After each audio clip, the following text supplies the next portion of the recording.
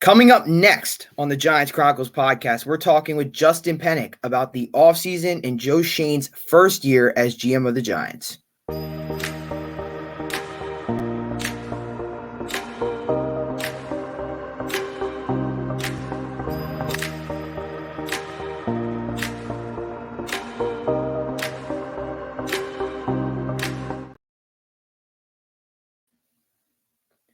What is up, everybody? Welcome back to the Giants Chronicles podcast, episode 7. I'm your host, Gabe, and we got a lot of stuff to talk about. Kenny Golladay, Giants offseason, and we have a special guest with us. Justin Penik of Talking Giants joins the podcast. Justin, how are you doing?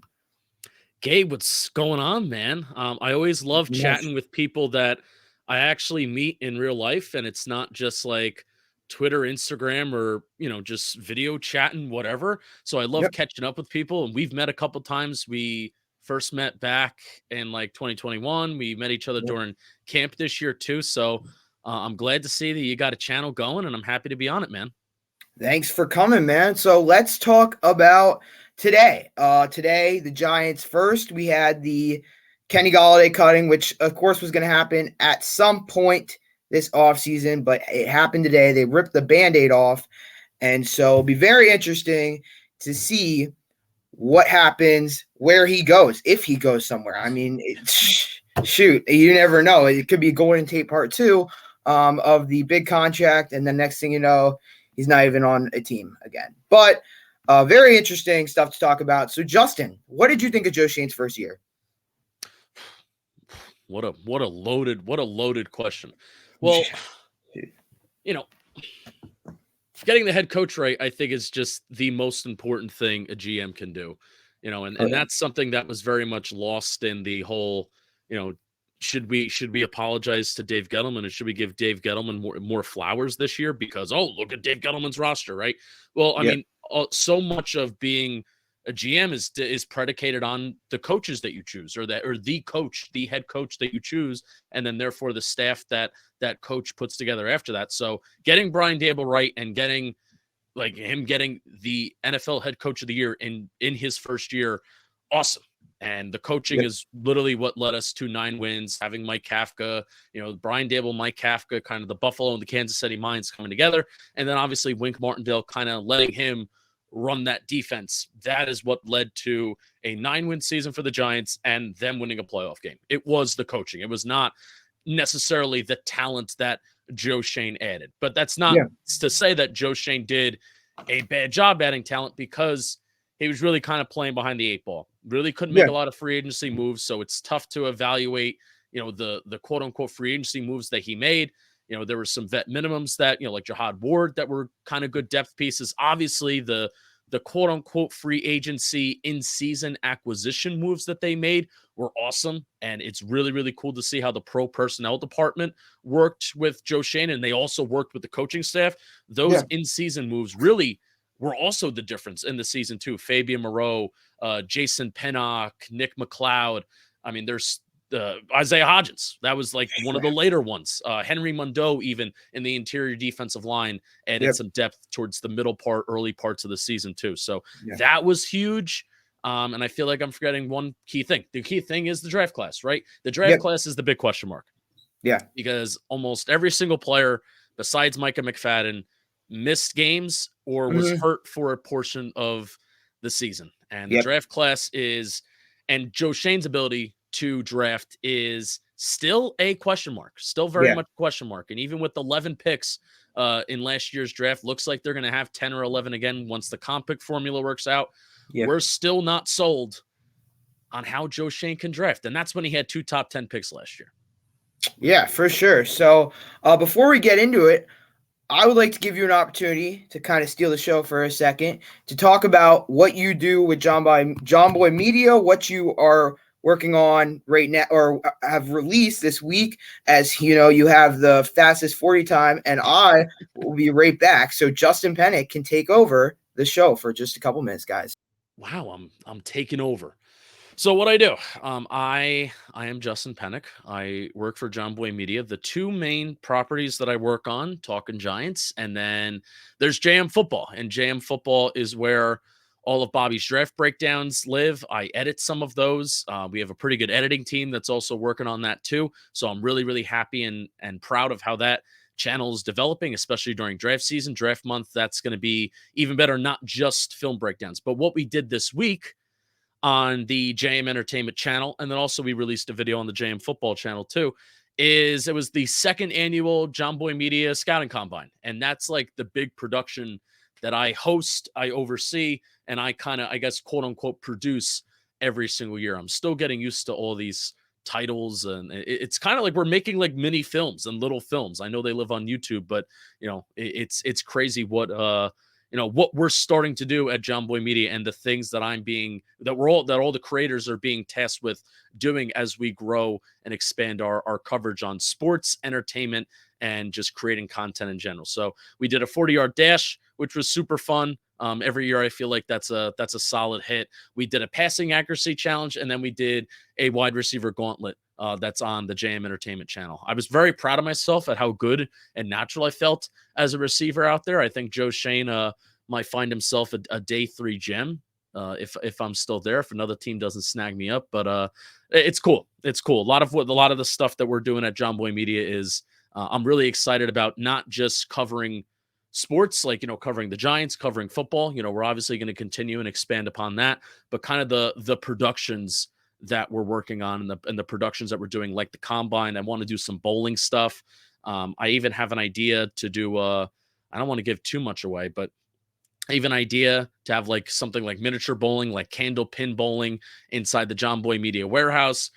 There's a lot of things that I feel like I can do. I can host, I can produce, and I can kind of oversee. And then we have awesome creators that will, take dumb things seriously at John Boy Media. It's like one of our slogans. So yeah, I kind of just outlined a few Pretty different solid. Gabe. I don't like talking about myself that much, man. You put me on a spot. But we're doing some good things at John Boy Media outside of kind of just covering sports, and I'm really excited to attack that stuff. Yeah, I mean, it's pretty, guys. If you don't know about John Boy Media or Talking Giants, gotta go check it out. Of course, they do great stuff over there. I mean, you guys. The coolest thing about you guys is you guys have like connections with like beat reporters and all that kind of stuff. And like the crazy thing is most of your fans, like, we hate on the beat reporters like a lot. Like I don't know how Jordan Renan comes on your podcast and is just chill. I mean, he gets into it with Bobby all the time, which is hilarious. But the Danny King thing was funny too. That was really funny. But I don't know. I give Jordan Renan credit because most of the Talking Giants fans despise the media. Yeah, that's true. Well, we literally did coin. Well, no, we didn't coin it. Well, Kadarius Toney coined it, and then we kind of, we all kind of ran with it. Media some clowns, and then we literally made up an award to make fun of the media. And now the Toney Award, that award that we made to make fun of the media, is actually now like a legitimate award that the beat reporters will they'll compete with each other for. So it's cool. We try and have good relationships with people that are worth having good relationships with. Art is awesome. Jordan's awesome. Dan Duggan's awesome. Zach Rosenblatt, when he was here, I literally I had dinner with Zach Rosenblatt on a few different occasions. At Candlewick Diner? No, not at the Candlewick Diner. No. But like when Snacks and I went up to Massachusetts last year to cover the Joe Judge Bill Belichick crossover practice. Ooh, those were the days.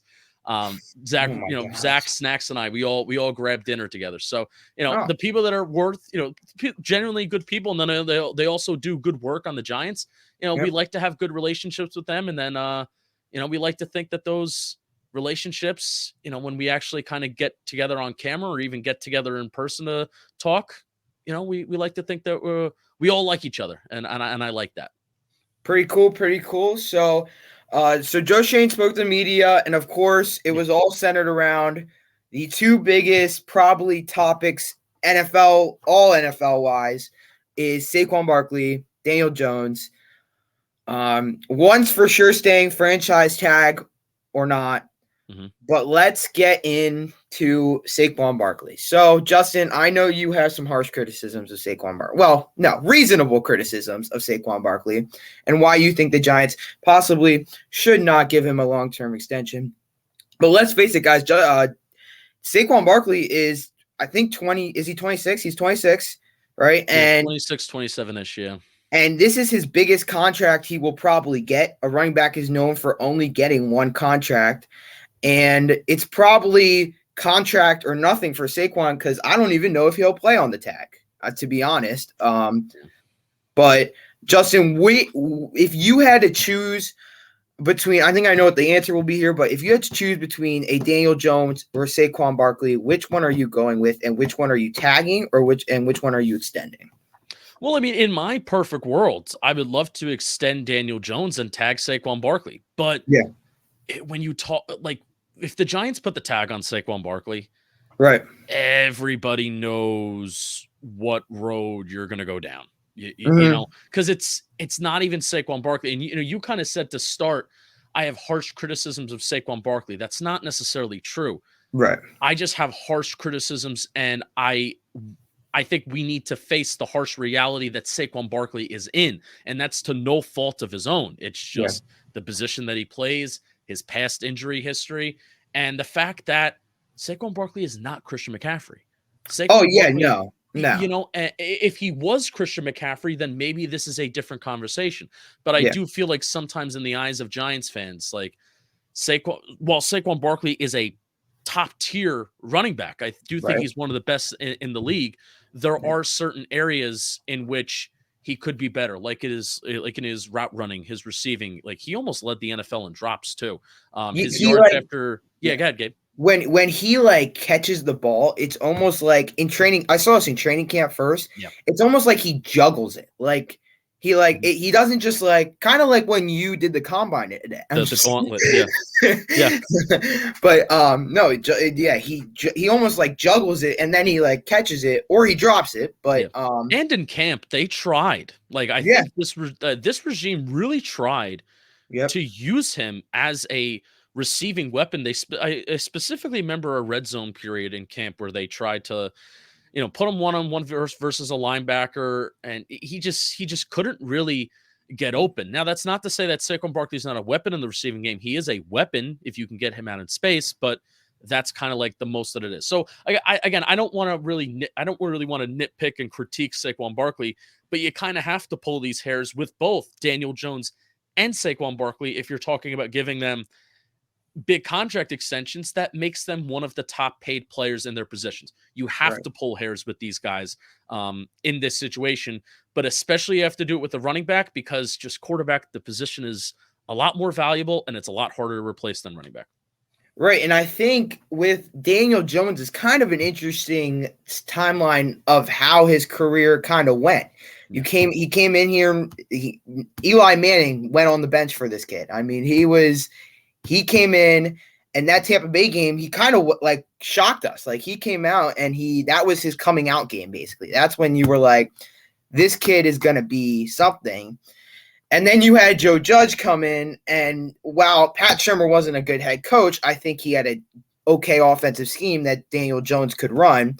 And it kind of looked like he kind of took a step back kind of when Joe Judge came in. So it's very interesting. And then Brian Daboll comes in, and everyone's the comparison to Josh Allen was crazy. I knew that is never going to happen. First of all, Josh Allen's in a different tier of Daniel Jones. Do I think Daniel Jones can, let me ask you this, Justin, do you think Daniel Jones can be a top 10 quarterback someday? Do you think?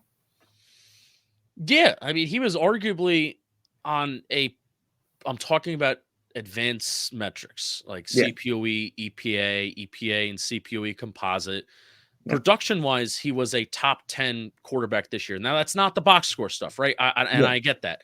And I do understand that when you're talking contract extension and getting up to $40 million, you kind of want a quarterback where you can envision them throwing 25 plus touchdown passes every year. I get that. But for what this Giants offense's weaknesses were this year, Daniel Jones's ability to thrive in the system that Brian Daboll and Mike Kafka were asking him to do, it worked. And that's the key thing here, Gabe. The key thing that I've been tossing around this entire offseason and trying to reflect on this season is that phrase, the system that Brian Daboll and Mike Kafka asked Daniel Jones to run in. Yeah. which was a system that did not ask the quarterback to do a ton. Now, is that because of the offensive line, the interior offensive line, Evan Neal being a really bad right tackle, one of the worst right tackles in the National Football League, is a part of that, is a part of the wide receivers, or is it part of Daniel Jones? I think it's all three, because football is a team game and everything influences everything else. Yeah. But what we need to see is this roster be upgraded, number one, which hopefully that will continue to happen. The Giants have more cap space this offseason. They have, 10 or 11 more picks. After the first 2 rounds, I think it's kind of irrelevant where you're picking, because every team's draft board is going to look a little different.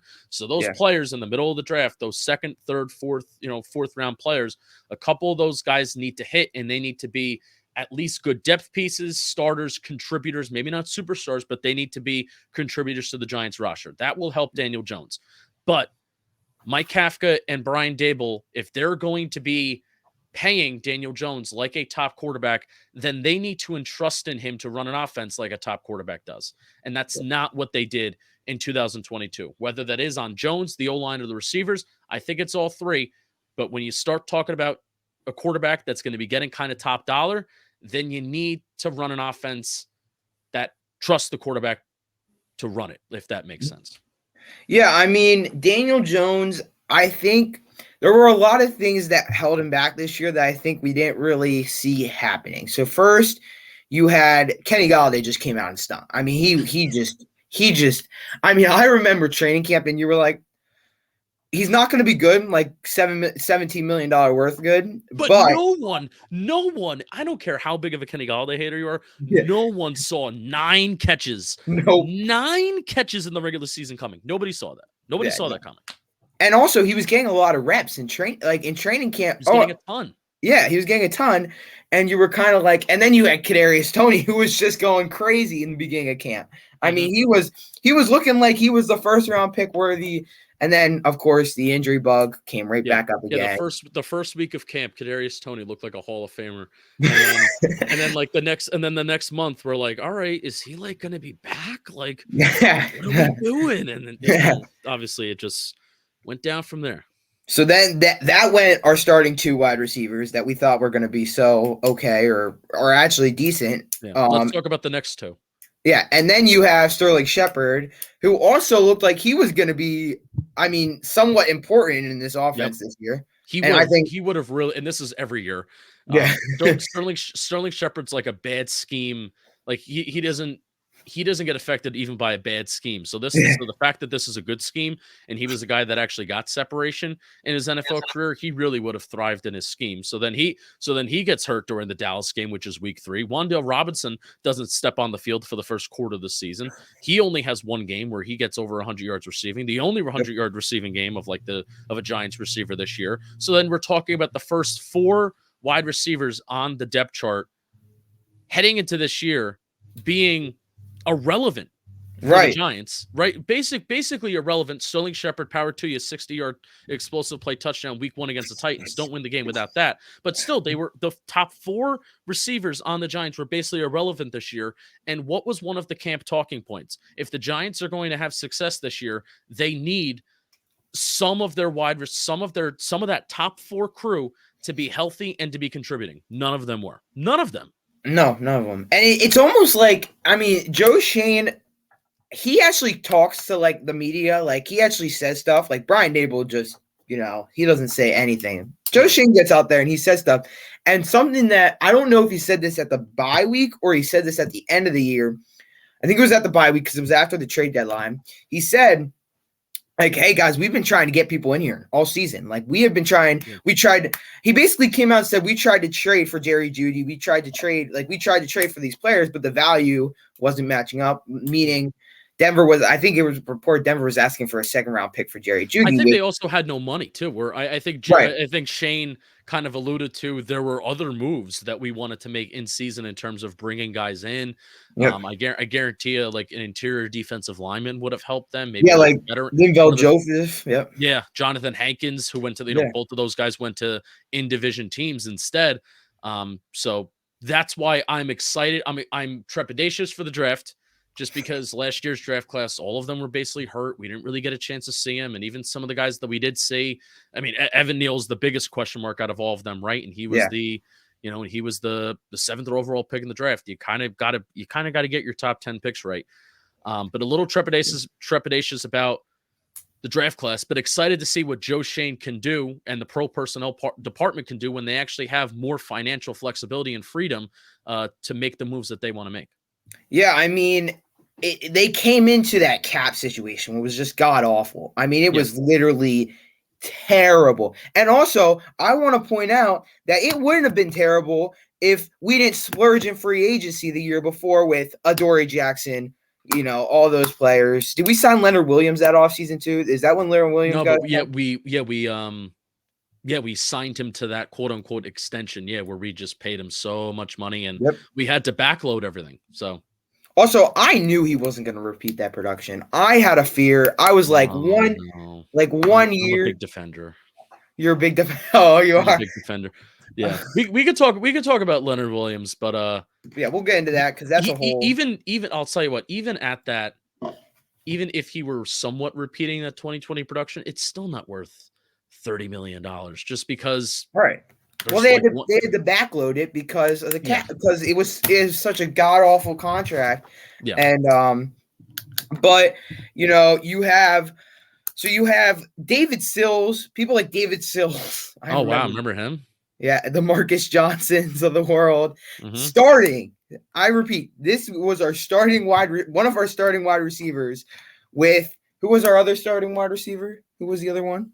Darius Slayton. There came a point where they had to use Darius Slayton, where even in the midst of them starting Kenny Golladay, David Sills, Kenny Golladay, Marcus Johnson, I'm sitting there to myself being like, why are they not playing Darius Slayton? Because I know Darius Slayton's he's not running around being Jerry Rice out there, which if you defend like a mid or an average or even like bad player, like sometimes we get criticism for like, oh, what do you think? Quincy Roche's the next Lawrence Taylor? No, we're just saying that. We're saying that Quincy Roche is better than O'Shane Ximines, and we're saying that Darius Slayton is better than David Sills. Like that's the point. So it was interesting, kind of to tie in Joe Shane's presser today, where it was it was either the stream, where they were taking calls, or it was the actual presser with the beat. He talked about how they really value wide receiver separation. And that's where I think that maybe why this regime does not like Darius Slayton. They were trying to trade him during camp. They did not. New Orleans wanted him. New Orleans, they wanted him. They were interested. Well, I'm glad that we didn't deal him because we needed him. Like, think of how bad this season is without Darius Slayton. But this regime does not value him. And, it's kind of strange that they valued guys like Marcus Johnson and David Sills over him at the time. And I'm glad they eventually did trust him. But that makes me think that a guy like Darius Slayton will not be back, especially at whatever price tag he's going to get. Because if they value separation, Darius Slayton has been like bottom of the barrel worst in wide receiver separation almost every single year of his entire career. So Joe Schoen gave some insight there, and that'll help in terms of like our draft prep of, we're going to look for really good crisp route runners kind of despite what size they are. Yeah, I mean, so that was we just covered one problem that maybe prevented the offense or held them back a little. The other thing is interior O-line. Now, we signed the quote-unquote big free agent pickup this offseason because of the fact we had no money. This was our big free agent pickup. Right. Mark Lewinsky, I believe is his name. He was kind of like, I knew he wasn't a good pass protector. When he came in, I knew he wasn't good, but I didn't think he was as bad as he looked. Like I knew Bobby said like he's a good run. He is a good run blocker. You gotta give him credit. He's not very athletic. Yeah, he's not a bad run blocker. But when it came to pass protection, it was god horrific. It was probably one. I don't know. It could be worse. It could be worse. But it was pretty bad. And then you have to wonder if maybe Evan Neal, a rookie right tackle, had to do with his problems. Maybe he was trying to make up for the weakness at right tackle with Evan Neal. And I mean, when you have a top 10 pick like that, I mean, he has to be somewhat like he has to produce somewhat his rookie year. I don't know. I just never got that game that you're like, this guy's going to be good with Evan Neal. I don't know if we ever really got that. Yeah. And, people inside the building, and some of the beat reporters that we talked to, I guess the feeling on Evan Neal is, oh, he was struggling with an injury throughout most of the season. Well, it's like, well, the same That's things the that he was. NFL. Welcome to the NFL, kid. Yeah, the same things that he was struggling with week 17 were the same things that he was struggling with in training camp in week 1. It was just the dude can't get out of his stance.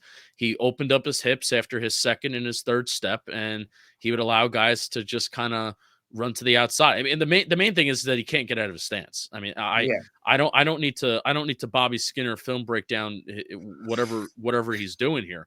The dude just could not get out of his stance and could not time the NFL snap count. And the main difference between Evan Neal's rookie season and Andrew Thomas's rookie season is by the time that Andrew Thomas's rookie season ended, you felt really good about where he was as a player. It was people think that Andrew Thomas's season from start to finish was just abysmal. It was not. And even at Andrew Thomas's worst, it still is better than Evan Neal's best, in my opinion, from what we saw. There were some flashes of good of Evan Neal that we saw this year, but it was just okay. Well, we wanted to see it the next week, and we just didn't see it build off of each other. Versus Andrew Thomas's rookie year, we had a good game in the second half, and then it kind of built off of each other, and we saw good games stack upon each other. So, hey, Joe Schoen drafts these guys. And the main difference of Joe Schoen drafting these guys and hopefully Dave Gettleman drafting these guys is Joe Schoen values the character. Joe Schoen values that, hey, I know I'm drafting you really, really young here. A lot of the guys last year were like 20, 21. I think Cordell Flott, for example. Yeah. So what we're really banking on is them doing those evals of the character of a player, which Joe Schoen talked a lot about that during his pre-hiring process. Like a lot of the interviews that I saw of Joe Schoen was just him talking about the character of a player. And then we even heard a lot of it, after this draft class was drafted last year about how these guys work. And that's really what it is in the NFL is, are you willing to put in the work to get better in the offseason? And if the answer is yes, you got a shot. And if you're somebody like Eric Flowers, who you're drafted in the first round and you don't want to work hard, then it's a no. If you're Kadarius Toney and you don't really like the game of football and you don't want to work hard at it, then no, you're not going to get better and you're not going to want to improve your body. So that's hopefully the difference between this regime and last regime, is that this is a draft class, despite some of the question marks that they have in year one, that they're going to hit their ceilings and they're going to work at them. Yeah, I mean, it's very. I think Evan Neal still has a lot of potential. I mean, I think he's still got the talent he had a year ago when he was maybe the best tackle or was looked at as the best tackle in the draft, with Akeem Ekwonu also being one of the. They were kind of like side by side. They're very close in their talent wise, but I think I've heard Andrew Thomas publicly say, like, Evan Neal works hard. It's not a problem with he's good in the meetings. He takes notes, kind of stuff like that. He said he's been a big supporter of him. And, but like you were saying, I think Andrew Thomas kind of went out of his rookie year with like a boom, and like you kind of never got that with Evan Neal. But then you got the left side of the line. I thought the left side of the line was actually like pretty good. I mean, I thought that was the very strong point of our line. You had, of course, all-pro left tackle Andrew Thomas, and then you had that rotation, which, in my opinion, I love. I know you love Nick Gates, and I love Nick Gates, but he plays center way better than he plays guard. Oh yeah, 100%. And Bredesen. I mean, when Bredesen was in the beginning of the year before he got hurt, he was good. I mean, Bredesen was doing pretty good. And then they did that rotational thing, and like, I get it, but come on, give Andrew Thomas a guard that's going to be in every snap. Like, please, for the love of all things holy, give him a guard that's going to be in every snap. Yeah, it's crazy how many guards he's played with, right? Yeah, it didn't affect his play terribly, but come on, please give him a guard that he's going to play with for the whole season. Yeah, so we're going through offensive linemen, and this is something that Joe Schoen talked about today, during the presser too, where I think the numbers like in the teens, it's like 12, 13, 14 offensive linemen that they have under contract next year. And they're going to be talking with John Feliciano and Nick Gates' representatives this week. in Indianapolis. So part of me wants them to take an interior offensive lineman in the top 100, but maybe that doesn't happen. I would like to, just because, especially at the Senior Bowl, John Michael Schmitz. Yeah, there seem to be a lot of guys. Steve Avila is another one as well. There seems to be a lot of guys, and maybe this isn't even in the top 100 that you need to do this, but if you want to value and you really want to fix this offensive line, I think they should think about it. Taking an interior offensive lineman in the top 100. So it's because it seems like there's a lot of fun guys in the draft that are available, but kind of based on Joe Shane's comments today saying we have a lot of depth there. But he also did say that just because we have a lot of depth there, that should not stop us from upgrading the spot. So I'm hoping that they still do in the top 100, maybe take an interior guy. I want that. And part of me is when you get to 25 on the mock drafts, simulators, kind of, there's slim pickings available at 25. Yeah. And slim pickings in not fits that the Giants really would value at pick 25. I know it's all about best available, whatever. There's some positions that you don't take best available at 25. No, I mean in the first two-ish, three-ish rounds, but definitely in the first. I mean, need does matter. 100% need does matter when you're picking in the first round. So for sure. Yeah. I mean, it's just, I would like to take a cornerback personally in the first round. First of all, there's a lot of cornerbacks available this year, and I think someone will fall to us at 25. Also, I don't think Adoree Jackson's in the future plans of this team. I mean, he could be, but this is his last year. I believe this is his last year of his contract. Yeah. And he's still pretty young, but injuries, of course, in the past have had a factor. And when he's in there, and he's great. Don't get me wrong. When he is in there, he is great. But then it brings up how much money is he going to ask for, stuff like that. And also you would like someone that has more of a track record of being reliable as your cornerback one. Yeah. But I think cornerback is going to be the best position available on the board. If not cornerback, I would look at Osiris Torrance. I know it's a bit of a reach at pick 25. I can understand that. And taking a guard at 25 isn't very flashy. I know it isn't. But if there is not a wide receiver on the board that is worth pick number 25, and there is not a cornerback on the board that's worth pick 25, what's the other glaring need? You have linebacker, which I don't think there will be anyone worth it at pick 25 either. There's more second-round linebackers that are worth it. Second round is the hot spot for linebackers this draft. But Osiris Torrance, first of all, he dominated the Senior Bowl. You were there. You saw it. It was pretty impressive. And I think he climbed up boards after that too. He's going to be a first-round pick, if not early day too, top 5 in second round. But but he would be someone I look at. Apparently, there's a tight end out of. Have you looked at this kid out of Utah? Maybe, does that sound familiar? He's like a receiving tight end. Luke I'm probably maybe getting this wrong. There's a kid from Oregon State that people like. There's the Michael Mayer from Notre Dame. People really like. I mean, the thing with talking about the draft, especially right now and especially before free agency, there's just the Giants need every position. It's crazy. they need every position besides tackle and quarterback, and you don't really take running back in the first round. They don't really desperately need a running back. They need every other position, which is pretty nuts. Yeah. I mean, it'll be very interesting to see how that plays out. I think his name's Jalen Hyatt out of Tennessee.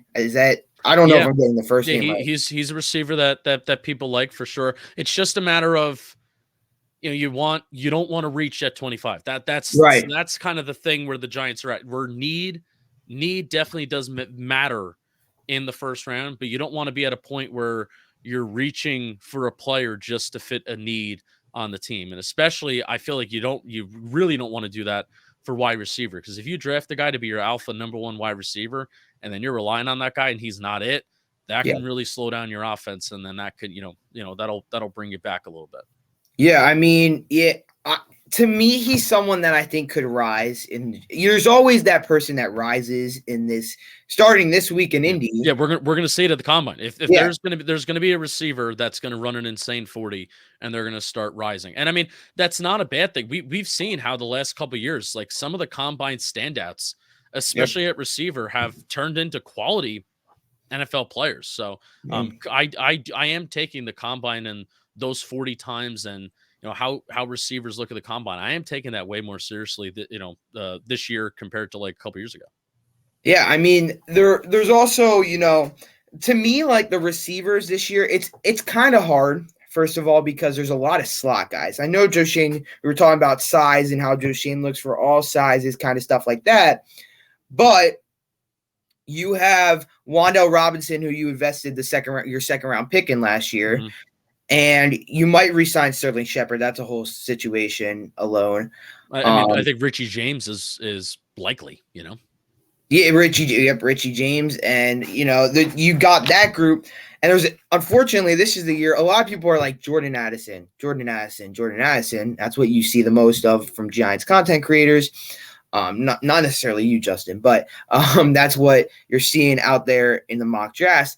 To me, I don't even know if he's going to fall that far, first of all.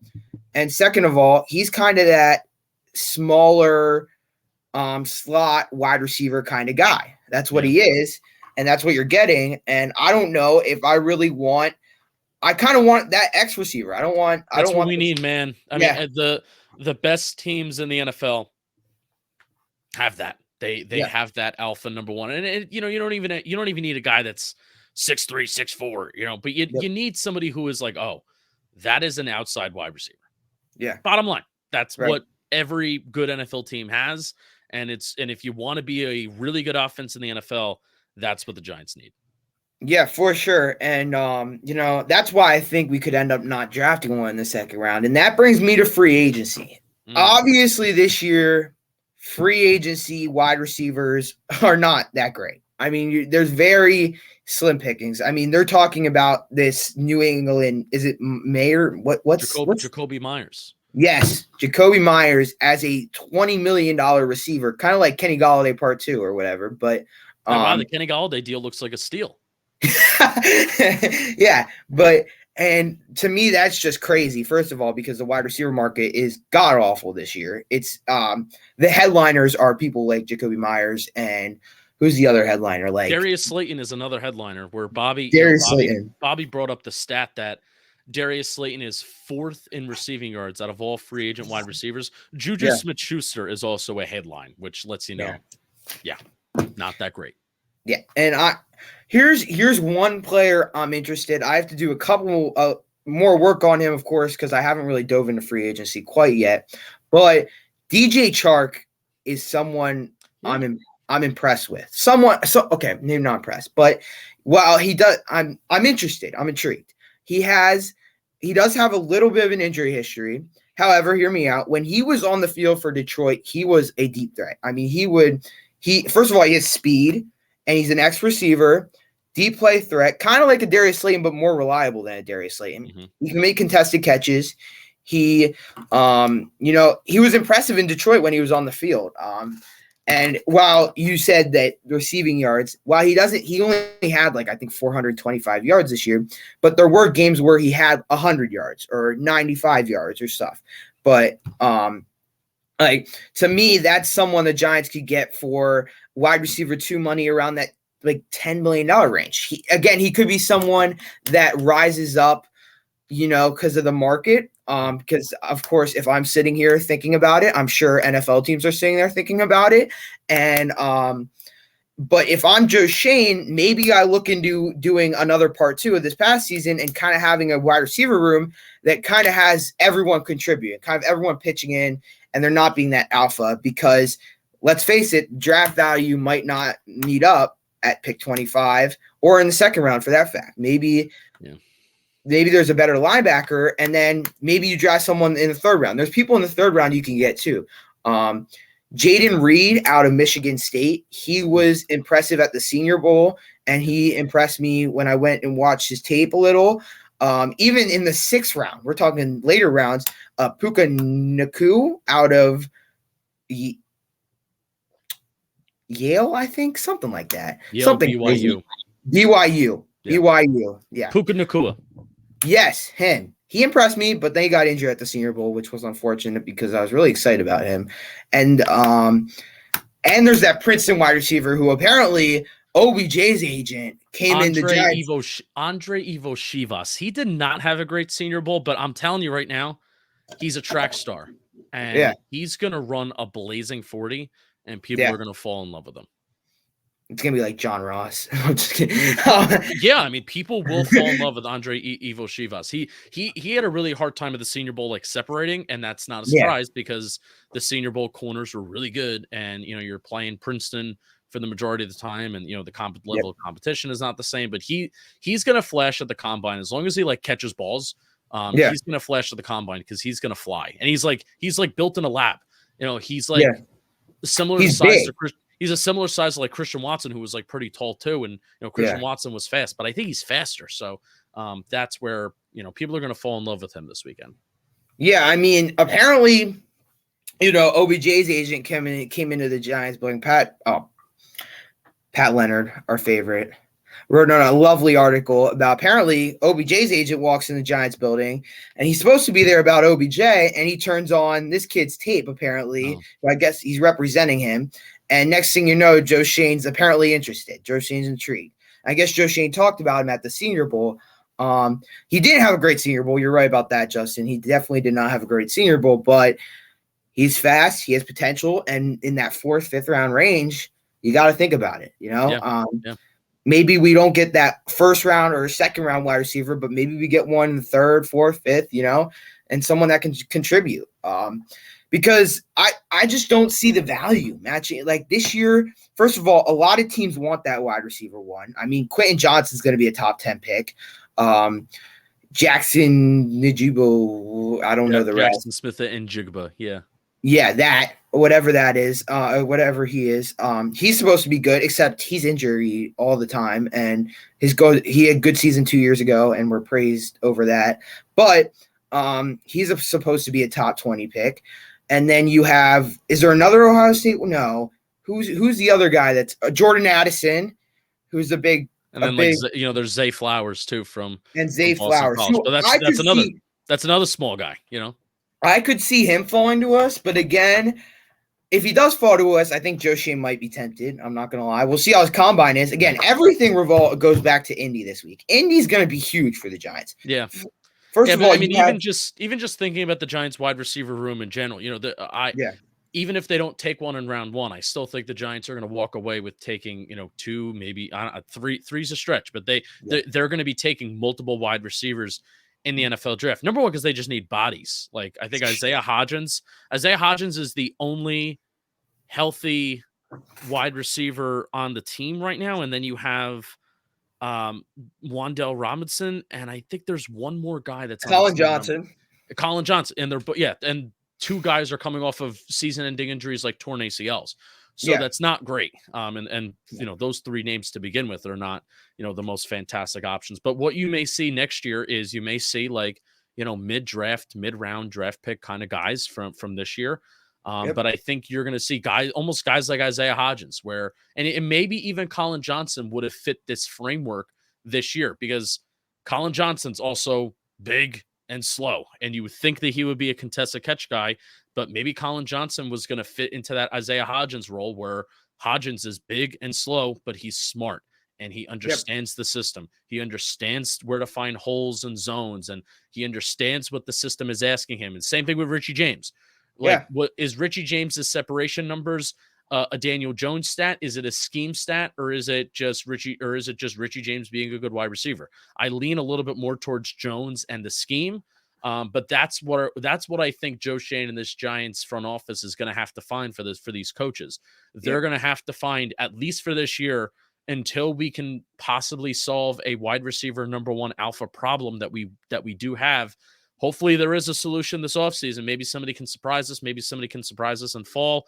I don't know. I don't know if a trade's going to happen, but I think they may just have to kind of do a little bit of a patch effort with the wide receiver room this year. But instead of being forced Kadarius Toney upon us, instead of being forced Kenny Galladay upon us, where those guys obviously didn't fit the smart, tough, dependable kind of framework, get guys in here that these coaches like. And even if they're not the best athletes, they know how to separate. They know how they will know the scheme. They fit the scheme, and they can kind of help the offense stay afloat, stay consistent, and be efficient.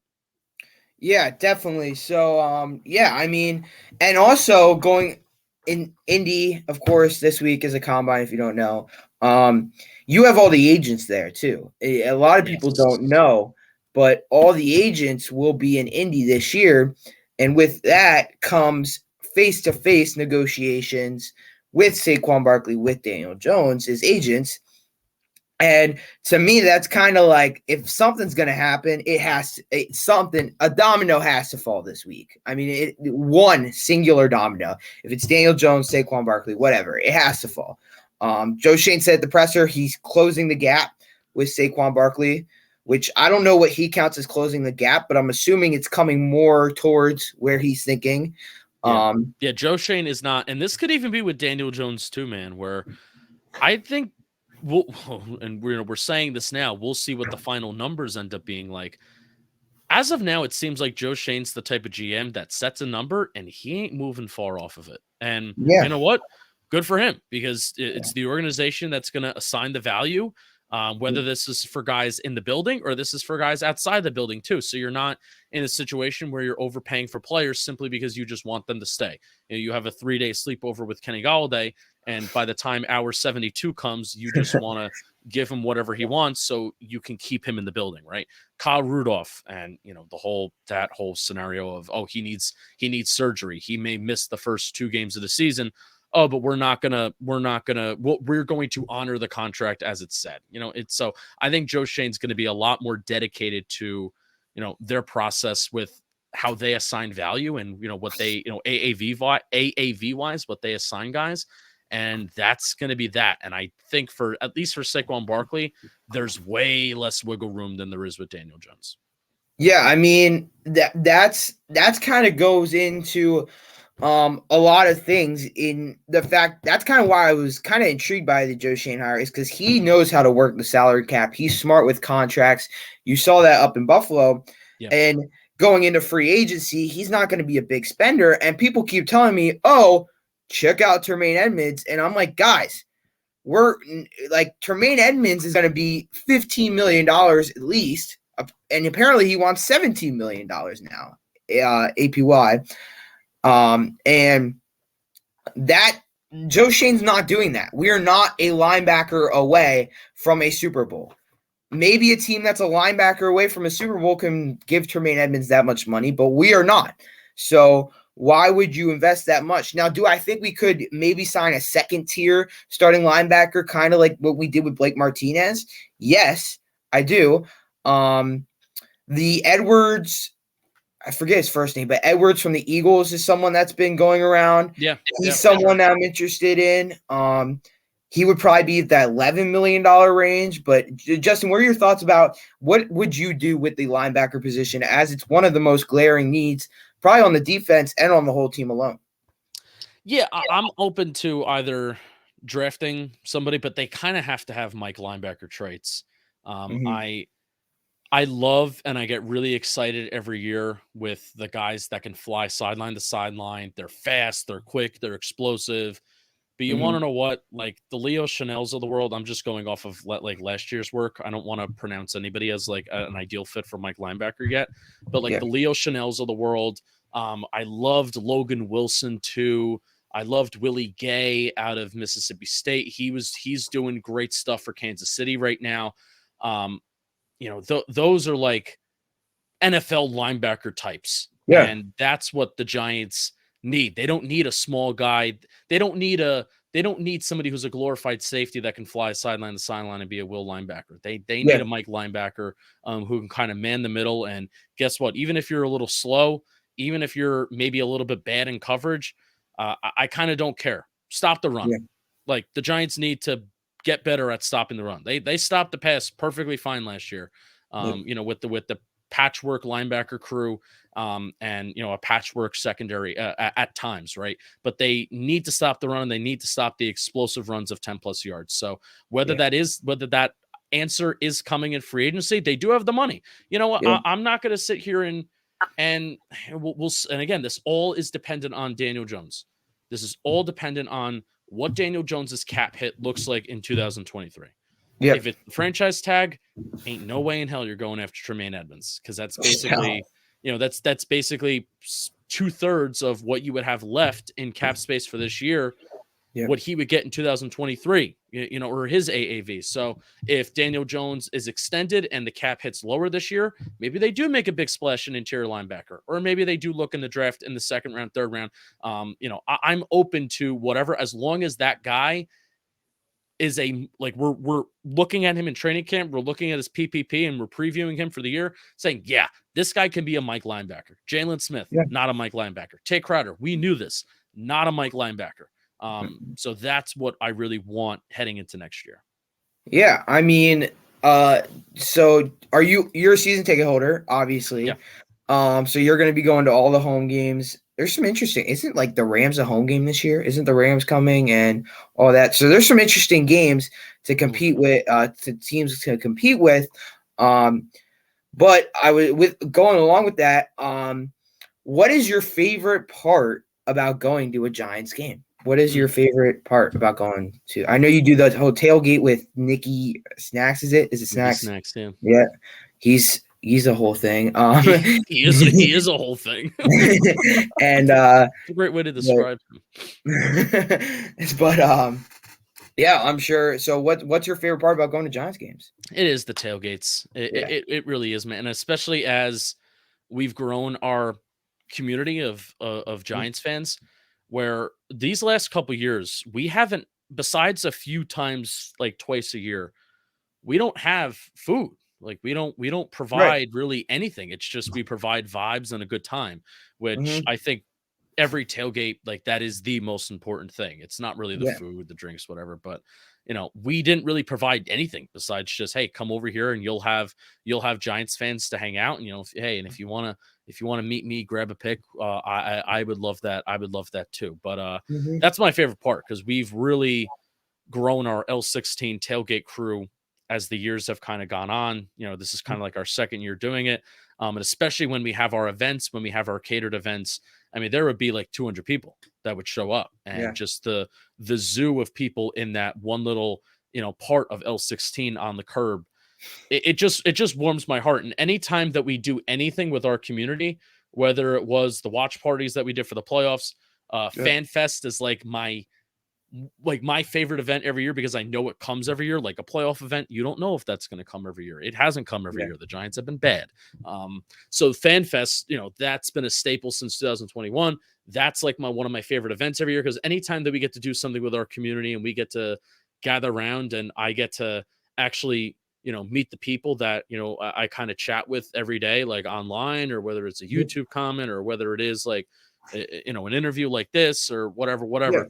That's like my absolute favorite thing. And also, there's nothing like pregame optimism. I don't care if you're 0-7. I don't care if you're 7-0. You're gonna walk into MetLife and you're gonna think that you have a shot to win. And it's not until you sit down and it's like, shit, we're like really in trouble here. Parking lot optimism and being excited for the Giants game, regardless of what the record's been the last couple of years, that's been like the best part about going to Giants games. Where luckily this year they've actually given us a product that's been nice on the field to root for. But still, no matter what happens on the field, it is going to be the tailgates. Yeah, I mean, the best part, one of my favorite videos that you guys did this year was the Cowboys game, which of course we ended up losing. But when I think, who was recording? Was it Julian? It was recording Julian. Yeah, Julian recorded the whole thing. And you're like going in and he's playing like this hype music with the video, and you like are, talking on the escalators up your way and all that. And then you hit the thing and the nail falls off. That was funny. My Giants pride sign. Every game. Yep. Every game. Yeah. There's a Giants pride sign on section 315. Yeah. I don't hit it. I don't like bang it. I kind of just tap it and I slide my hand down as like that's like the thing that I do every game that I go in.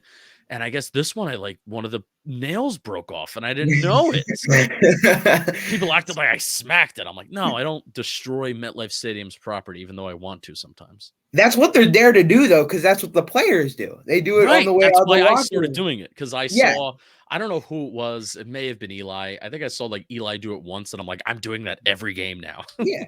Like players do it, and that like when I see it, when I went week 2, I did the same thing. I hit it. I mean, my dad hit it too. Did you break the nail? No, I did not break. Right. I didn't look. Tough for me. I'm gonna be fully transparent. I did not look, but we were like in the lower bowl, and I'm like, I see the sign, and I know I've seen players like with their hand on it, and I'm like, we are hitting the sign. Like that's good luck. Like that's what we have to do. That's what it's there to do. And so I hit it, and that was before I even saw you do it. I didn't even know you did it, but I thought I was the only one that was a psychopath to just hit the sign. Like but week 2 was fun. Carolina game, pretty fun. It was first game at MetLife of the season, and there was energy. There was a lot of energy. Oh yeah.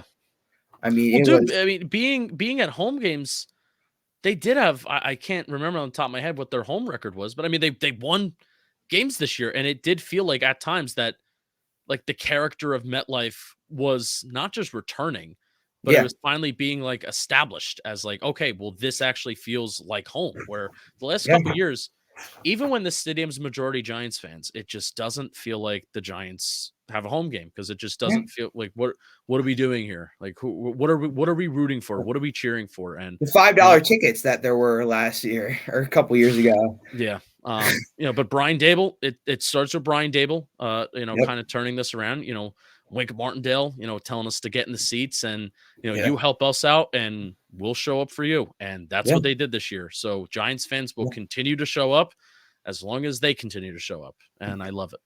Yeah, but just the last question, Justin, gotta get you out of here. I know you probably have other things to do tonight than come on a podcast. I'm going to bed. I'm watching OBX and I'm going to bed. Oh yeah, Outer Banks, yes. Mm-hmm. I finished it already. I'm so bad. Once I sit down, it's like it's done. I gotta get. I used to be now. I'm like an adult and I have things to do and I hate it. Bowling, your bowling league. I bowled today actually. Oh wow. You heard it here. You hear it here, folks. But so what advice, obviously I just started, this is episode 7 of the podcast. I've had I've had Entertainer on a couple weeks ago, which was pretty cool. I know. And and I have you on today.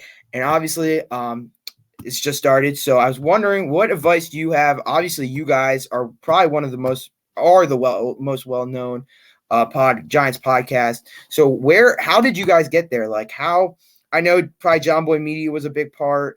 And what was kind of the story of starting Talking Giants? Yeah, I mean, John Boy Media, what they do is it's the most important thing is that they allow us to do it for a living, but I'll keep this with advice. How about that? Nobody needs to hear my story, but this kind of is how I started and why I started is why I do it today. And that's like the advice is to stay consistent. If you're going to tell your audience that you're going to have a post, you're going to have a video, you're going to have an episode out Monday at 8 a.m., have it out at Monday at 8 a.m. And if it's not there, people, even if it's 5 people that listen, 5 people that watch, 5 people that tune in, if it's not there at Monday at 8 a.m., they'll be like, oh, I was expecting this. Where is it? So being consistent is so huge and so important. You get into a routine where your audience expects something and then meet those deliverables, meet their expectations. And then also doing it for the right reasons too. I like I said, I'm obviously I get paid. It's a dream. I was a criminal justice major in college, and now I'm like criminal justice. I cover the Giants. I ump blitzball, and I act like a fool on the internet for a living. So that's what I do now. But why I do it is still for the community. It is still for the community that we build of whether it's Giants fans, whether it's football fans, or whether it's just people that enjoy me as a personality or us as a personality, you know, at John Boy Media. So that's kind of like the new, besides just growing Giants fans, that's like the new mentality that, you know, we're taking this year, you know, growing a community that, you know, enjoys what we do, you know, and taking dumb things seriously at John Boy Media. So I started it to grow a community of people that watch things together, that watch the Giants together, that root for the Giants together, that go to Giants games together. That's why I started this.